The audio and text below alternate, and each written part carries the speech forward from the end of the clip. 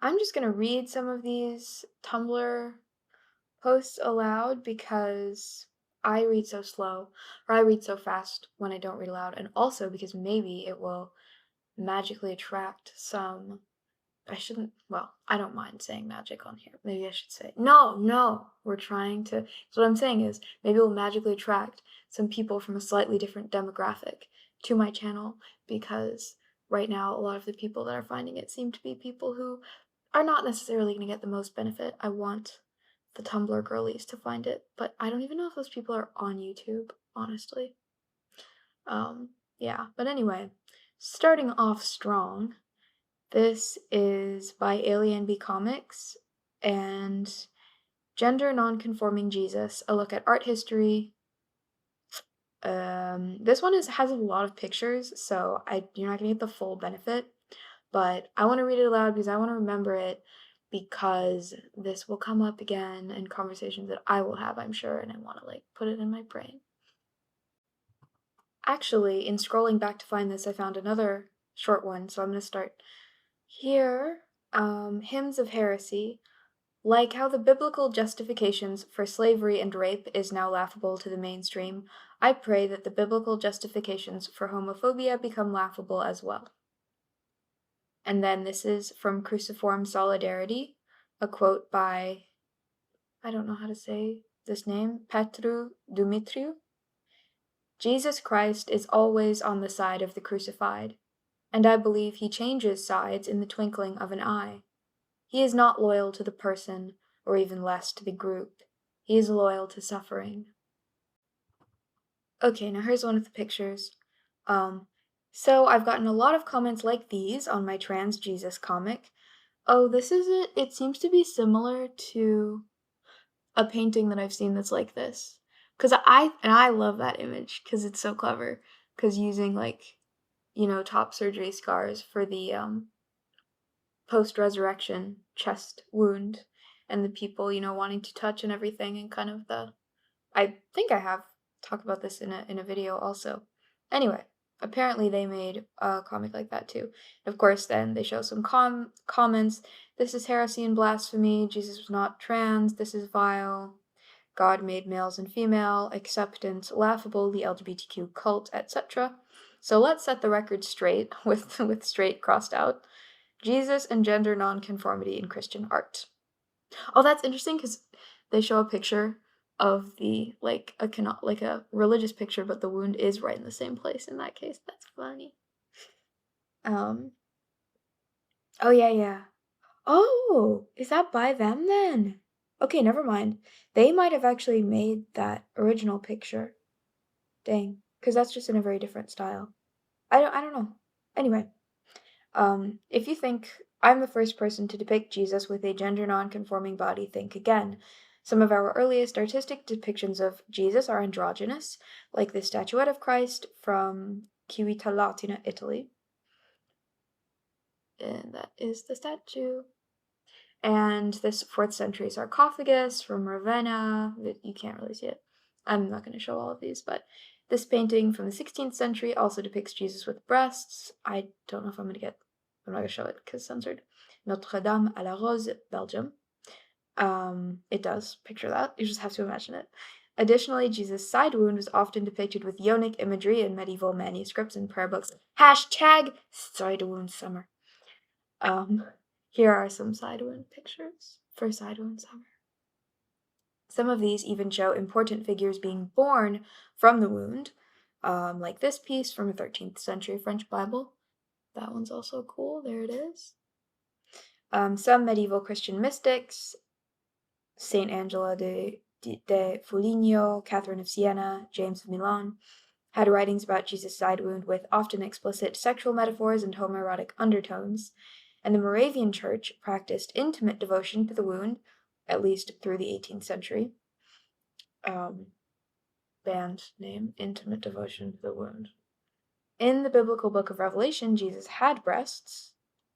And Revelation 1:13, Jesus is described with a golden sash across his chest, and the Greek word for that is mastoi, which means breasts, mastectomy, which is used elsewhere in the Bible and other ancient sources to refer to cis women's breasts, often of nursing mothers, because there's that imagery in the Bible, right, of like the nursing and everything of God. And a different Greek word is used to describe cis men's chests in those sources. So what's the point? Let me be clear. The author, is not making an argument about the historical Jesus at all, but many modern conservative Christians emphasize binary gender norms as exclusive and immutable parts of nature. Some call gender non-conforming and trans bodies disgusting, unnatural, or an abomination, but some early and medieval Christians may not have seen it that way. At least for the artists behind these works, it may have been the opposite. These artists chose to depict Jesus, the holiest figure in their religion, with features that break the gender binary.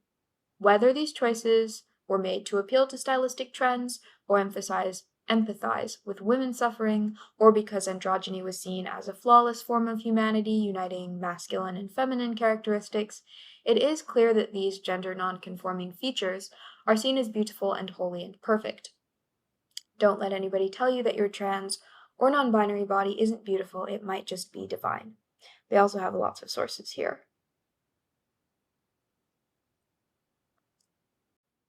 This one's just funny. This is relatable to me, unfortunately. Can we talk about the immediately trusting someone more because you found out they're a Christian? This is by Stigan Silica. To immediately trusting someone less because you found out they're a Christian pipeline because it's a wild ride.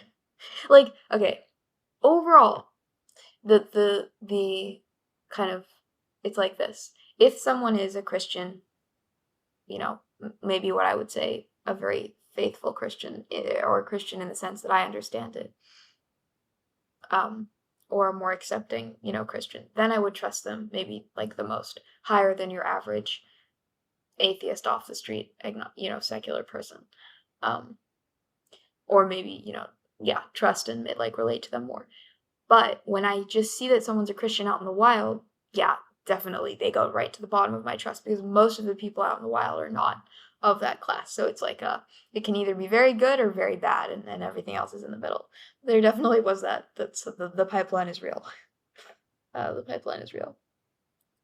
See, look, Mom, I can trust this pop singer because they made a vague allusion to what may or may not be Jesus, to this person's bio uses the word grace too many times, I'm suspicious now, pipeline. But I want people to trust me, um, who are like, yeah. I mean, I guess, obviously, by people, I mean people who have deconstructed or are more on the accepting or progressive like side of things, because the other crowd isn't going to trust me, and that's fine. Catilinas. Tumblr University is out. Tumblr Monastery is in. Brother Tumblrinus is painstakingly copying out the most interesting preve tags on a manuscript of Virgil, until the abbot calls him out for not making his proto-Gothic script accessible enough, and also for his heresies. Tumblr user, this is a name I don't know how to pronounce. Begin, I think in French. It's a name, I know it, I've seen it before, I don't know how to say it. Anyway, this person gives this quote. The place of the church is with the wounded one lying in the ditch along the roadside, whether or not this victim is to be found physically and geographically within intra-ecclesial space. The place of the church is with the other, and with the most radical otherness of that other, his suffering, especially when that suffering is massive, cruel, and unjust. John Sobrino, The Principle of Mercy, Taking the Crucified People from the Cross. So I don't really have a structure for this or a message that I'm just reading aloud anything that resonates with me enough to want to think about it a little bit more. Ooh, by Heaven's Ghost. God is real to me in the same way a caterpillar makes a chrysalis, not knowing what happens next, living for the hope of it all. Quote posted by Life with Saber. All night a man called Allah until his lips were bleeding. I don't know how to stress that word, I'm gonna look it up. Allah. More of a short A. Anyway, all night a man called Allah until his lips were bleeding. Then the devil said, "How come you've been calling Allah all night and never heard Allah say, 'Here I am'?" The man suddenly felt abandoned. Depressed, he fell asleep. In a dream he met Abraham, who asked him, "Why are you regretting praying to Allah?" The man said, "I called and called, but Allah never replied." Abraham then explained, "Allah has said, 'Your calling my name is my reply. Your longing for me is my message to you. All my attempts to reach you are reflected in your attempts to reach me. In the silence surrounding every call of Allah waits 1,000 replies of 'Here I am.'" Rephrased version, originally by Maulana Jalal al-Din Muhammad Rumi. Oh, Rumi? Oh, I think maybe that's that famous Rumi. The Psychopomp's Threnody. I'm really sorry, but you're gonna find God in the other stuff, too. Religious trappings are nice, so is tradition. It's good to have buildings to go to and things to wear and holy texts to read and prescripted songs to sing. It's comforting to have lineage and instructions. Bless the treasure map. But God's elsewhere, too. Out on the tips of skinny branches and waiting in the weeds, left of center, left field. So if you decide to test this theory and go rambling around, calling out innumerable unpronounceable names, know that you won't have to look too hard. Divinity does a terrible job concealing itself. God willing, you will take a shine to the idea that God happens everywhere, in everything, all the time. And shall we add at once? Hymns of heresy? Timelessness as a concept has done wonders to my faith. Okay, same, and I could go on about this. But they've said it really well. God is beyond beginning. We are constantly being created in his image, each day a recreation of the first. I think about this quote, I don't know from where, but it says kind of like, if God would ever stop speaking, the whole world would just collapse and disappear instantly. And I like that. God is constantly speaking. Even in the silence, he is always embodied in human flesh. Look around you. He is always being crucified on the cross, and he is always resurrecting. God is here, right now. God is beyond ending.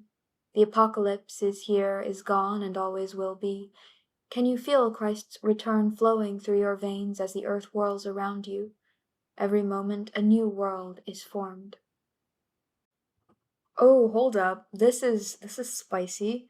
This is by a deactivated account, but they were talking about the kind of the way that right-wing evangelical Christians will claim the moral high ground, and they have a whole bullet point stuff here, but it says here, sacrifice their children to Molech through encouraging a culture of gun violence. I've heard a lot of anti-abortion people, they will say, cite abortion as a sacrifice to Molech. I think I've never heard anyone offer an alternative to that. But yeah, I mean, that's definitely, yep. That's a good point. I think a lot, like, it's just there's different interpretations, like certain and even a lot of this stuff with and a lot of issues like with them taking the upper ground and just these kind of images and connections that people accept just because they get said a lot. You could easily put it a different way. You could easily draw a different conclusion from the presented facts. But, people don't because one narrative has precedence and has had precedence for a while. Stuff like commit true sexual abominations like rape and pedophilia, which doesn't as often get talked about as a sexual abomination as much as homosexual consensual sex, but you could just as easily focus on that as the other. It's just that culturally we don't. Or encourage actual child and spousal abuse while calling it traditional family values, like the sin that they mostly focus on is when it is consensual queer families rather than like the violence within heteronormative um, traditional looking. I don't want to say traditional because that's kind of giving a bad name because I'm talking about really abusive dynamics. But yeah. So what I like is when people just kind of take the imagery back and kind of turn it around in the other direction. because it's not necessarily picking apart an argument, like, there's a place for that too, but it's kind of just presenting an alternate perspective and being like, "Well, this could also make sense." And that's what I try to do also with my communication of my worldview, because I'm bad at debate style arguing, and also because I think it's a good form of things to, like, try and just present my perspective or a perspective that I respect, and, like, if people want to be invited into that and participate, they can. I can't force anything. Oh, this is cute. This is a quote from Barbara Brown Taylor in Holy Envy: Finding God in the Faith of Others. An old story is told about Rabia of Basra, an 8th century Sufi mystic who was seen running through the streets of her city one day, carrying a torch in one hand and a bucket of water in the other. When someone asked her what she was doing, she said she wanted to burn down the rewards of paradise with the torch and put out the fires of hell with the water, because both blocked the way to God. "O Allah," Rabia prayed, "if I worship you for fear of hell, burn me in hell, and if I worship you in hope of paradise, exclude me from paradise. But if I worship you for your own sake, grudge me not your everlasting beauty." In Christian tradition, this comes under the heading of unconditional love, though that's usually understood as the kind of love God exercises toward humans instead of the other way around. Now, I have a new way of understanding what it means to love God unconditionally.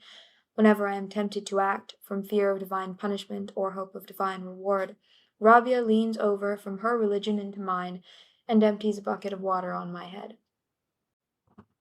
Quote from Hildegard von Bingen. "We cannot live in a world that is not our own, in a world that is interpreted for us by others. An interpreted world is not a home. Part of the terror is to take back our own listening, to use our own voice, to see our own light."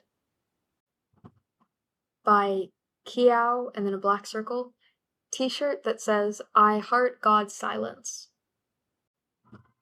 Apparently, you can now explore the Book of Kells for free online, if anyone's interested in that.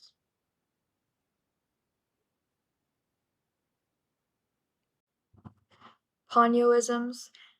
T-shirt that says, "You don't understand my relationship with God," and the back says, "Neither do I."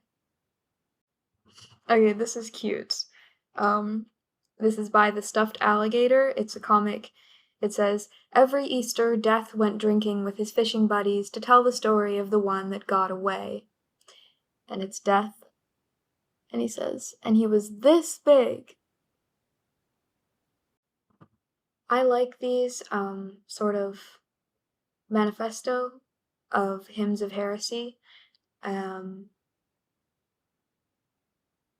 She has put it on like fixed. No, I've got it in Spanish, so it says fijada. Pinned it. God loves us. Our home is with God, and we inevitably return to God in one way or another. We cannot return to God with our egos intact. We must be emptied like Christ on the cross. I would like to have something that, like, succinct to express my own faith. It keeps changing too much at this point for me to really do anything that lapidary, but I like it. So this is a quote from Karl Rahner in Theological Investigations volume, goodness me, would that be 23? "Yes, we are lonely. There exists in our heart an inner land, where we are alone, to which nobody finds the way except God. This innermost, unreachable chamber in our heart exists. The question is whether we, in a foolishly guilty way, avoid it, because nobody else, and nothing of what is familiar to us on earth, can enter into it with us. Let us enter there ever so quietly. Let us shut the door behind us. Let us listen to the ineffable melody that fills the silence of that night. Here, the silent and lonely soul sings, for the God of her heart, her finest and most personal song." Oh, this one I love. Simone Weil quote from First and Last Notebooks, translated by Richard Reese. Simone Weil seems to be an interesting person. I like her quotes. I like a lot of her quotes in, like, isolation, and she goes around Tumblr a lot, but I looked up her overall theology, and some of it is kind of, I don't quite vibe. The quotes go hard.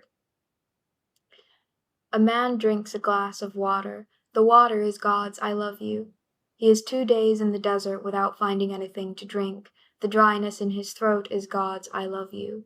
God is like an importunate woman who clings to her lover, whispering in his ear for hours without stopping, I love you, I love you, I love you, I love you. And this is really beautiful. So this is a question to Hymns of Heresy. Why do you believe in God? I'm curious, smiley face, why? There really isn't a reason much anymore. It simply is something that is so blatantly real to me. God is as real as the air I breathe, the gravity that holds me down, and every sensation I experience. Falling in love with God is what made me sincerely believe in God. Which is why I always encourage people to focus on their love for God rather than try to justify or rationalize whether God exists or not. And Daily Clay adds, this is exactly my experience. God isn't a thought experiment or a hedged bet or something one can or should be reasoned or gaslit into. There's just the feeling of being held and the outward expression of directionless love. And in a similar vein, this is from Callistos Ware and the Orthodox Way. Faith in God, then, is not at all the same as the kind of logical certainty that we attain in Euclidean geometry. God is not the conclusion to a process of reasoning, the solution to a mathematical problem. To believe in God is not to accept the possibility of his existence because it has been proved to us by some theoretical argument, but it is to put our trust in one whom we know and love. Faith is not the supposition that something might be true, but the assurance that someone is there. I like this one from Job Scott, Remarks upon the Nature of Salvation by Christ in the 1790s. Dang. He might have been one of them. Puritan, I don't know. Anyway, it's a good quote. The Lamb has been slain from the foundation of the world, and is slain in all who do violence to the motions of divine life in themselves. And I like that because of the kind of putting that, to kill Christ is to do violence against yourself, or against the motion of divine life in yourself or whatever, which I would consider, divine life is life. To do that violence against yourself within yourself is to kill Christ. And I love that, and I think it's not stated that often in mainstream Christianity. And, well, we know how I feel about balance between this kind of others-centered self-outpouring versus self-centered, like receiving, having love for yourself and giving out from there. I think both halves are both halves. They're both the two paths or two ways of looking at trying to get to this point that's a perfect synthesis of the two. And mainstream Christianity focuses only on one part of those, and that's where so much of the shortfall comes from. Well, I gotta eat, so I'm gonna read one more. This is a quote from Saint Oscar Romero. There is no dichotomy between man and God's image. Whoever tortures a human being, whoever abuses a human being, whoever outrages a human being, abuses God's image. Bonne nuit.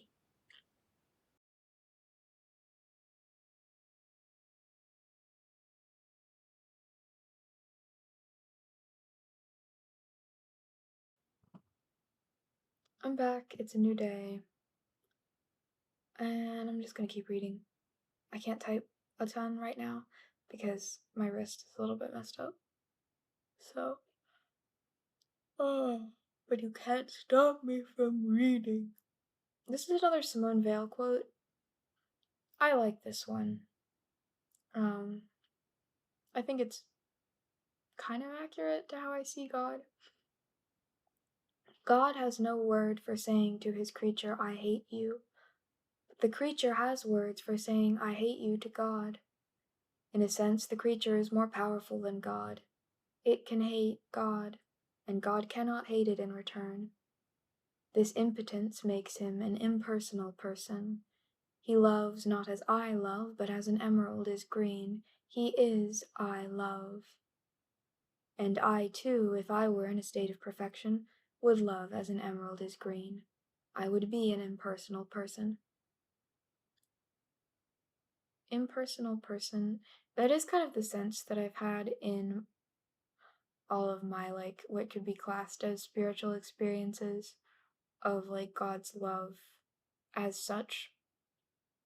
Um, it is kind of this, you can't describe it as just a force or because there's something personal about it, but it's not as like personal or individual as like, whoa, somebody else is in my head now, like in an invasive sense. Like it is that kind of synthesis of those two. It's very interesting. And there's like process theology where God is considered not as a person but as a process, and that's kind of maybe the a logical step from here. I don't know if I can quite make that step because I like objects of affection, and I was raised with a very like personified God, and I just like I just think of it that way. Um, at least at this point in my life. Yeah. Sometimes I suspect that love is the only thing death respects. Dorothée Soel, The Mystery of Death. I mean, yeah, if death respects anything, it would be love. Of course, when you love, you're also suddenly making yourself very much subject to death and to be torn apart and to be grieving and stuff. So it's kind of a duality. But yeah, I don't think there's anything else that you could put up against death. So if it's anything, it's that. There is a verse in Song of Solomon of that too, of course. I like this one from Leo Tolstoy. Very succinct. What is sacred is the spirit of God, which lives in people, not in books. And that's something that, of course, the background that I grew up in, they do not understand that, and they would completely disagree with that. And it would be impossible to get that through to them, and that would be like blasphemy. But honestly, it's not so, um, like, I don't want to say like, it's not so scary and destructive an idea if you actually adopt it and see what flows from that. Like, but there's so much fear among people who do think that what's sacred is that which is in books.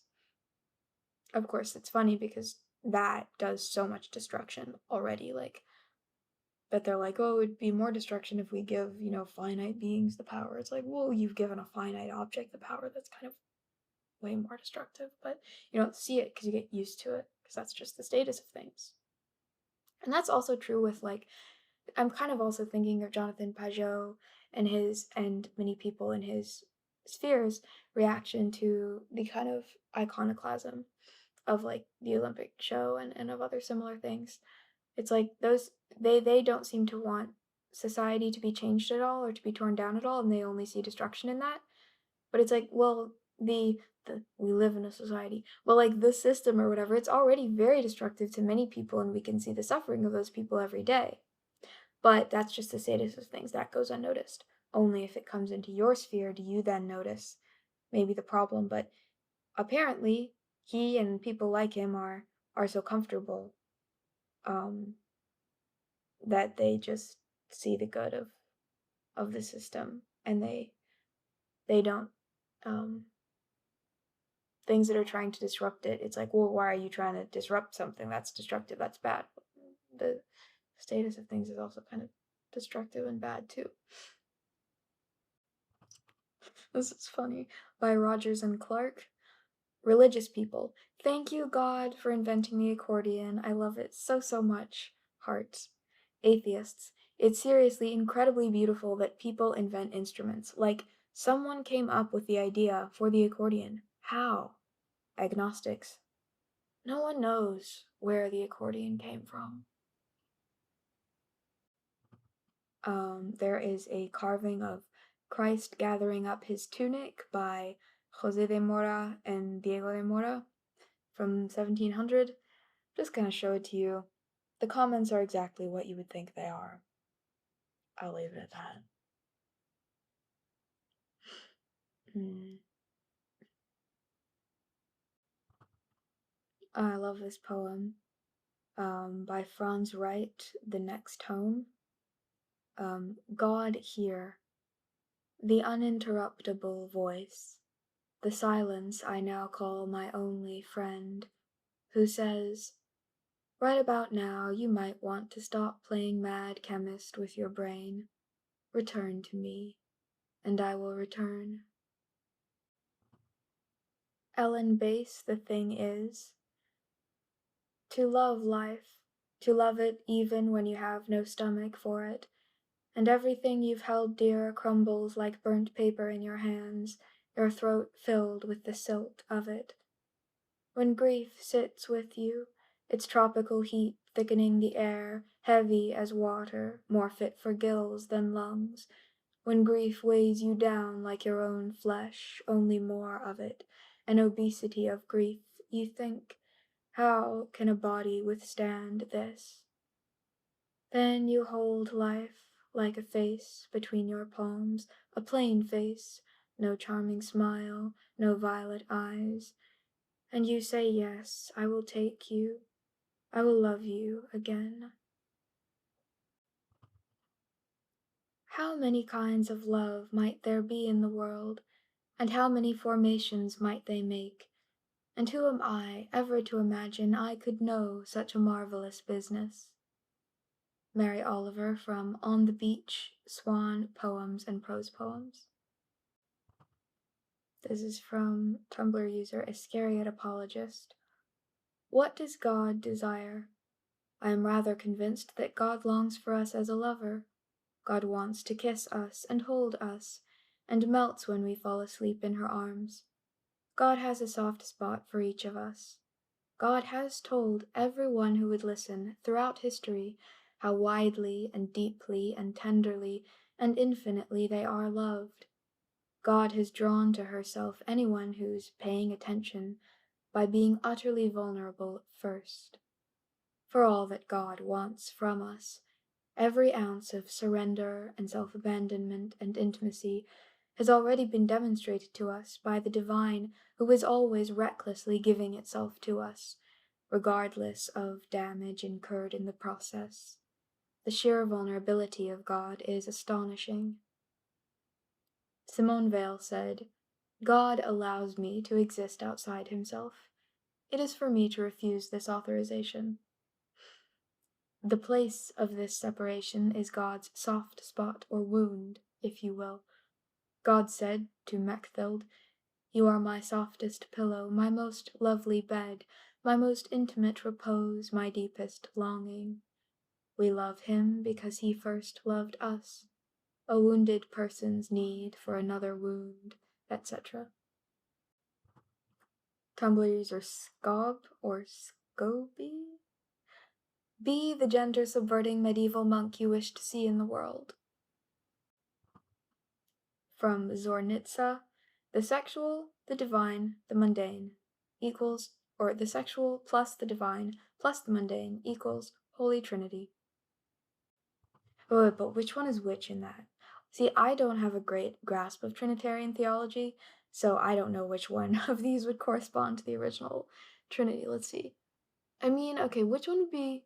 So maybe the sexual would be the Holy Spirit and the divine would be the Father and the mundane would be the Son? Sweater Muppet. This might be my new mantra. No. Motto. That's the word I was looking for. God, grant me the serenity to eroticize what I cannot change. I may have already read that one, but it deserves to be read twice. Okay, so this is one of those. This is from The Paradox of Bastard. And they took a picture of, I'm not sure who has made, oh, so it's a billboard. It's one of them billboards, but it says it's been edited. I'm not sure if it's the original billboard that was edited or if this is in post-production, but it originally, I presume the original message, shackled by lust, Jesus sets free. We have shackled by Jesus, lust sets free. And not that I like, obviously I think that Jesus and lust are in are in, depending on how you define, the way most people define lust, okay? Jesus and lust are together, I think. And there's no setting free that needs to happen, but I like that because I've seen so many of those billboards. Oh, also this one by Such an Exquisite Corpse. I'm like a hedonistic monk. Blog thesis. I feel like that could also be my blog thesis, or maybe my channel thesis. Headspace Hotel. You are not wasting time. It was given to you as a gift, freely and generously. Is rain wasted because it falls on gardens, grass, disgruntled birds, and umbrellas all the same? Oh wait, it is time to respond to another comment on my Olympic video. I hate that this is the video that's like the most viewed now, because it is not the best representation of me or my channel, but alas, this is always what happens when you try to create things. You really have to leave it out of your hands, you know, you have to have the humility of that. And usually I define humility as like openness, and you have to have that because you never know. You really never know. It's always like that. The things that are just off the cuff and careless, those are the ones that blow up, and the ones that like you work so hard on, three people see. Syllaboo. Anyway, someone was asking if I've read his brother's book, which I have, I think, or at least I know I started it and I liked it. Um, I'm not gonna silently type on here. From Writing is a Martial Art. You meet God, and she's mostly dead fish.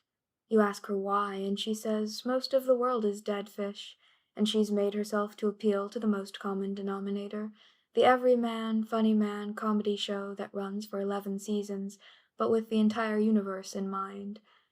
You ask her how much of the dead fish is your fault. She says it's far less than you'd think in the grand scheme of things. You ask her if you matter at all, if you can do anything. She shrugs her rotting shoulders and says, mattering is a made-up concept, like life. But sure, you can matter if you want to, on some scale. She has many scales. She doesn't know what you mean by anything, but you can do everything you can. You ask her if it's enough. She says there's no base requirement for deserving to exist. She's smoking a joint, and the smoke filtering out of her gills gathers and forms gas giants and red dwarfs. You ask her if there's any hidden secrets of the universe you should know, and she says it's not a secret if she tells, plus it's fun to let you figure it out yourself. You ask her if any of your questions were right questions, and she says you worry about being right so much it might keep you from fucking around, which is as close to meaning of life as she has ever bothered to make. You don't ask, but she says she loves your hair, also your whole being, also your planet. She says she figured out what love is yesterday and is trying it out, which explains the 10,000 rainbows and sudden influx in rains of fish. She offers you a drag of her joint, and you wake up half past midnight behind a chain restaurant, clutching a smoked salmon. The new stars are winking like they're in on some joke, and you're sure if you try hard enough, you'll remember what it is. This is a classic from Ocean Vuong in Time is a Mother. Oh, you realize that grief is perhaps the last and final translation of love. And I think, this is the last act of loving someone, and you realize that it will never end. You get to do this, to translate this last act of love for the rest of your life. This due in remembrance of me? This is cool. Mutant Distraction posted a picture of Heirloom Black Carrot Nebula, and Zornitsa tags it. They put God inside this little carrot. Look. It's thick. That's cool. I wonder if it would taste good, because the other carrots that I've tried with different flavors, didn't taste amazing. But they look cool, so, I want it to taste good.